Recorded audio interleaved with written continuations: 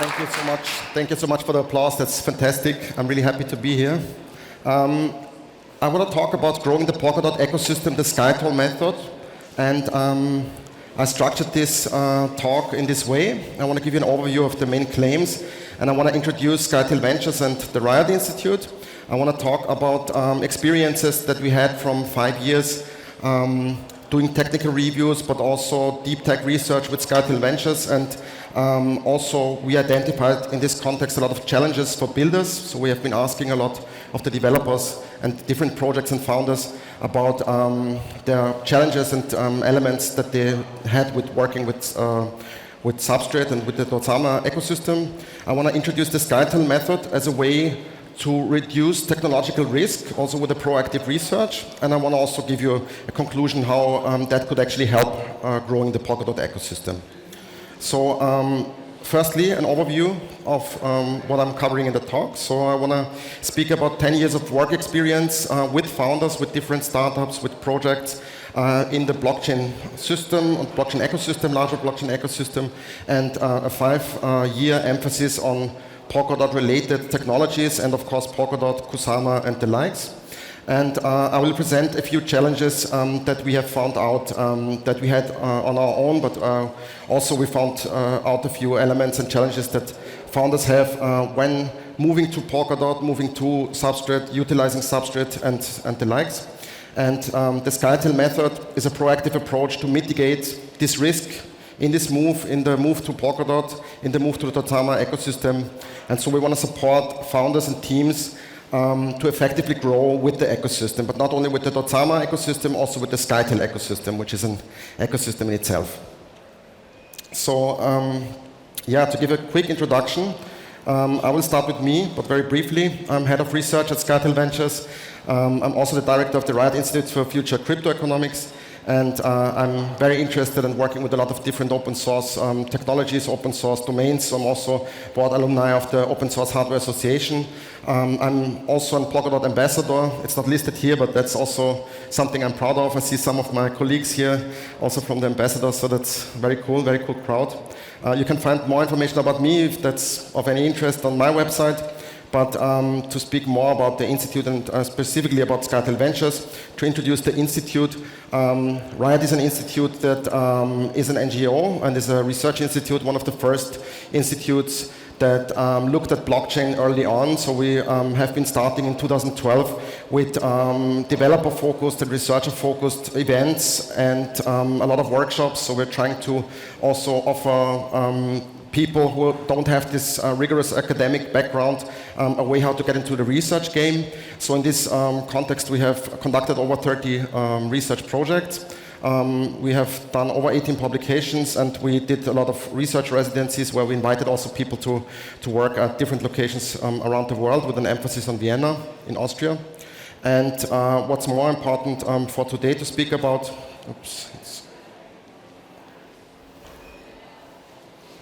sorry guys,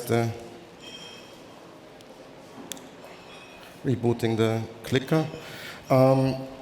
There's a few publications, I forgot to mention that. So if you also want to download these slides, I put them just online on the riot.at website. You can also download most of the publications that are listed here. But to get to the main element of the talk today, which is Scytale Ventures, is a fund existing since 2017. It has been founded by Mark Kasher, who is in the audience with us as well. It has an amazing advisory board, and you can find a lot of info online, so I won't go into the very deep details of it, but just to give you an idea of the current portfolio of 2022, it's a lot of, and it's mainly Dozama related projects and founders. Some of them you might know, a lot of them have talks here, so you will see a lot of this content if you don't have already in the days to come. I want to talk, and this is the main part of my talk, to speak about 5 years of technical reviews. And I want to also quantify this a bit so you get an idea what we have been doing with Scytale Ventures so far. So we have analyzed 250 plus projects that can take from a few days to a week, or a little bit more than a week.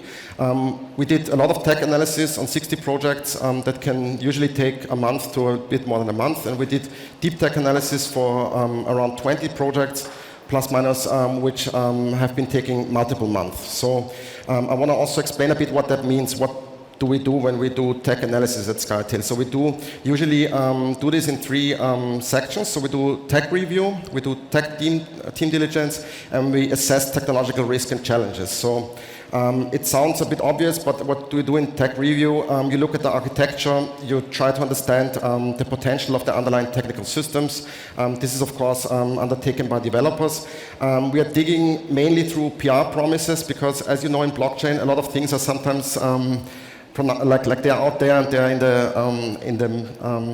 they're announced by the founders, but then we have to identify if this is really the case, if this is really out there, if this has been published in the code. So we're digging through PR promises, we're looking at the actual code. We're doing code reviews in this regard as well, and also exploratory code analysis.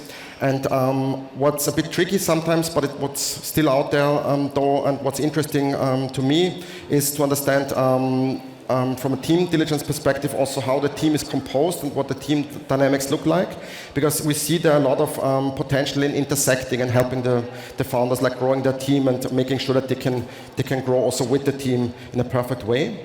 We want to, or what we do in this regard is to investigate the current team potential, and we also are looking at the future options for growth of the team. And to assess the technological risk and challenges, this is the core of it. So we're trying to find out a lot of the, like how would the whole code base evolve? How would the architecture evolve? Is that something that's future-proof? Is that something we can reduce the risk maybe? So this includes also external dependencies, of course, external libraries, third-party software, third-party chains, and so on. So we think that this is an integral thing that not so many funds, if any, do. So we found out that this deep tech research is adding value for projects. So even when we are not investing in projects, we are bringing value to these projects, because we have to look at the code very long, we have to look at the technical fundamentals of this, and we want to make this also available to the founders, because we believe in growing the ecosystem is only possible if we really can bring also value to the larger ecosystem. So in our opinion, this also gives our investments, so the new investments, a competitive edge, because they can start with a certain technological basis of research that we have been doing. They can start with that, and we want to foster this in the most optimal way. So I think this is something that makes Scytale Ventures special. This is something which not so many funds do, and this is our core of what we do. So in this regard, having spoken about all these elements of how we're doing the research, I want to also point to challenges we identified when speaking with founders over the years. So that's in the past 5 years. Also looking a little bit further, but I want to really emphasize maybe the recent things. So of course we did this more often, and I just want to emphasize the 4 elements that was relevant to us, that are maybe relevant for the .summer space. So we structured this into 4 elements of challenges in the Polkadot ecosystem for founders. Which we structured it to cooperation between projects can be challenging. So also cooperation is costly. So there's like resources, of course, needed also for doing this type of cooperations. And although this is, it's always like presented as being a very open ecosystem, it's very costly also for founders. So we think there's no solutions to this, and we are actively figuring out how to better do that. In regards to point B, talent scarcity, this is a huge point. I will in a second speak about about this more in detail. Point C have been issues with substrate tech documentation. I will also touch that briefly, and challenges of launching with substrate. So let's jump right into point A, cooperation between project protocols and parachains. So what we have identified and what we have seen, speaking to very different founders. Of course, Polkadot presents itself as a layer 0 technology. Cooperation should be key. Everything should be actually based around not duplicating a lot of efforts, utilizing existing protocols out there, and making sure that people can cooperate and work together. But this is not always so easy for founders, especially not for new founders, because they need to get into existing other documentation, existing other sub-ecosystem, so to say. So it's tough, and you cannot always expect that the documentation is perfect of every protocol out there. So it adds to the complexity of having to understand fully Substrate, to understand the sub-protocols which are not, which are maybe maintained by other smaller teams. So it introduces risk, and it introduces also uncertainty to this project. We have though a solution, because we think that this will actually, of course, evolve over time, and we have seen how strongly this has been evolving already in the last month. So we think that a strong proactive support is helping these teams to actually support them in a way that they can faster grow into understanding the specific protocols. Maybe we've already worked on with some protocols on our own, or we know like people in the ecosystem that work with this. So here communication is very important, and cooperation has to be lived in a way. You cannot really enforce it. So this is what we're trying to address with this. I'm mentioning this point because this has been mentioned by a lot of people we spoke to, and hence we thought it deserves a point. Yeah, secondly, talent scarcity. This is something that is really a problem not only in Polkadot or Rust ecosystem, it's a general problem that we face in IT. There is a tech skill shortage in all sorts of sectors. It's different approaches how to solve that and how to conquer that. There's a few methods which are like talent nurturing, making sure that you produce a proper ecosystem that people want to work at, of course. These are all the Captain Obvious versions of that. I guess what's important to state here, though, is that this is a larger problem that we have to somehow address. There's, of course, the talent landscape always being a candidates market. That's also super obvious, but also we see that this skills shortage is not getting any better in the coming years. So we have to, in our opinion, actively foster getting more people onto Polkadot and getting more people into Substrate. You might know this image. This is from Electric Capital. It's an older one, so it's for sure not, it's maybe even more now, I would say. This is from December 2020, stating the active developers since launch with a 3-year cutoff, and you see days since first commit, so you also see how long are people staying in the individual ecosystem. In this case, we see that on this map, and on this graph, Polkadot outpaced Ethereum already, which might be the case, although I would love to see like a longer version of this graph. I think it's interesting to see that Polkadot has a very, very strong, and if not the strongest, developer ecosystem at the moment. So we want to also make sure that it stays like that and that it can even grow better. And what we think is relevant in regards to talent scarcity is Polkadot is strong in this regards of developers, that's no doubt, but still the entry barrier to Substrate is very high. We have seen that with different projects we worked with that were onboarding juniors or other different developers being very prolific in Rust. It's not that simple to get into Substrate. Rust is also not by itself the easiest programming language to get into. It's the Stack Overflow most loved programming language for the 7th year consecutively, but still we think it's not the easiest to get into. So there are a few solutions, of course, how to get like more people into the domain. But I think one element nobody speaks about is also risk for developers. So if you're an older developer, if you're a Rust senior with kids, it's maybe a bit of a stretch to work in a blockchain project where the token can go to zero. So we see a lot of anxiety also in the market. A lot of developers choose the safe path, which is usually in industrial systems or in Dino or some web backend domain. So there's a lot of interesting projects also out there. So we have to be, as a community, also stronger and attract these people to work with Polkadot Substrate. I see a lot of outstanding and really fantastic Rust talent in different projects. We need to somehow get them into the Polkadot and Substrate ecosystem. So one element how are we tackling this is to create cross-boarding tracks. What does that mean? So that's essentially we figured out that usually people are in specific domains of Rust. And usually it's like easier to have people onboarded to Substrate or to Polkadot if they know already Rust and blockchain. If it's like less than Rust and blockchain, it's usually taking you very long. So it's also very costly for founders to create this kind of juniors, that they also train and so on. So there is a lot of economics behind that you might also find online, but from our experience, this can take too long, and this might be too challenging for small teams especially. So if you're larger, it's of course easier, but if you're a small team, it might be very, very challenging to create this kind of talent training internally in your own company and your startup, so that's definitely challenging. We are testing different cross-boarding tracks at the moment with the Riot Institute. If you are interested in hearing more about this or learning more about this, please contact us. We can talk about this more.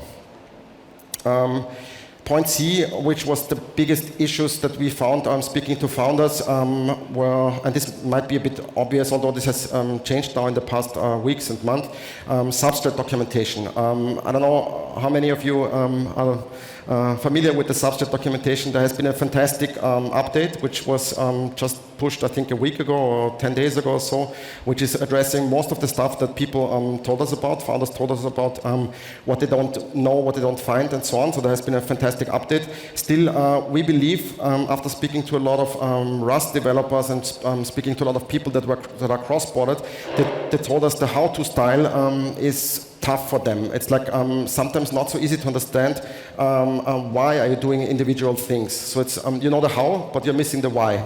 So we are suggesting to create something like why-tos or something like that, which is like more going into the details of blockchain and the in understandings of how substrate works.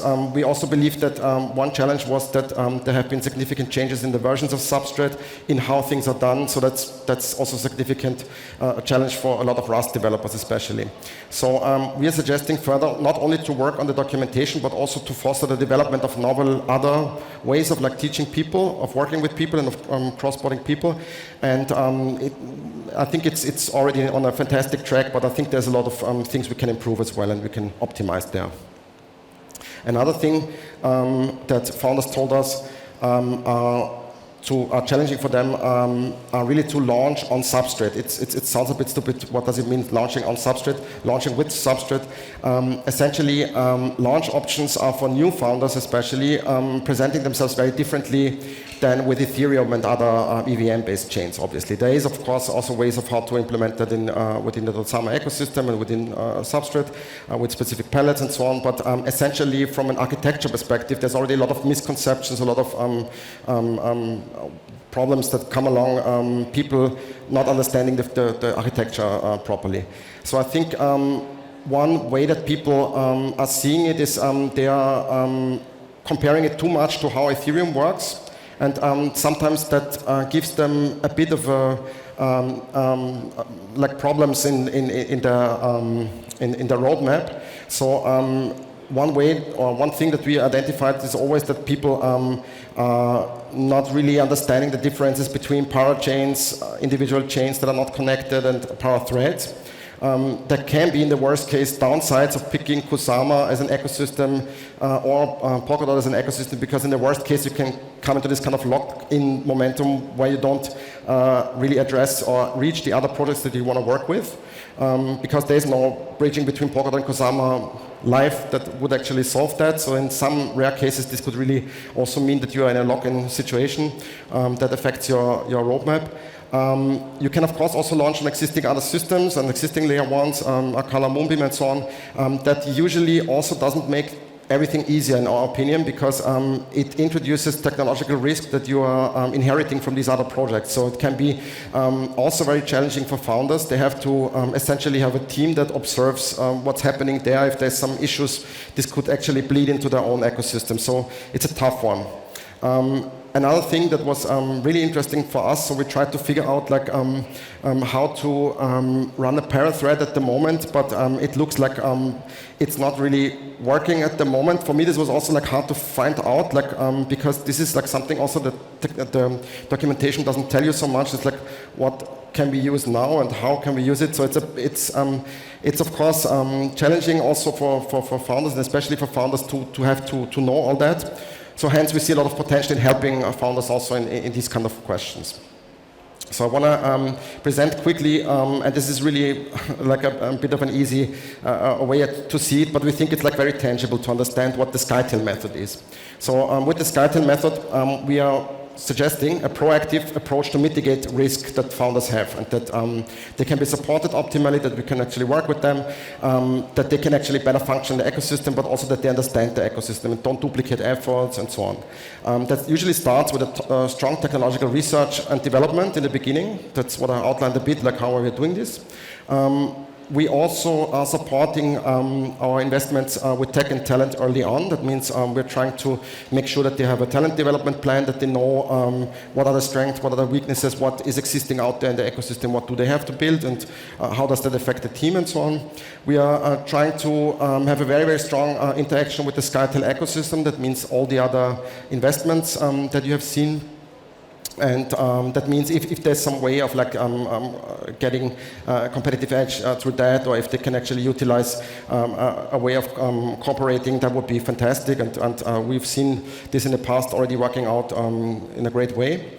And through that, we are ensuring long-term sustainability also of the projects. So I have to say, until now it works. Let's see how the bear market evolves. But I think, especially in times where there is a lot of building and when people need to and want to build new projects, I think that's a really strong method. At least we believe it is.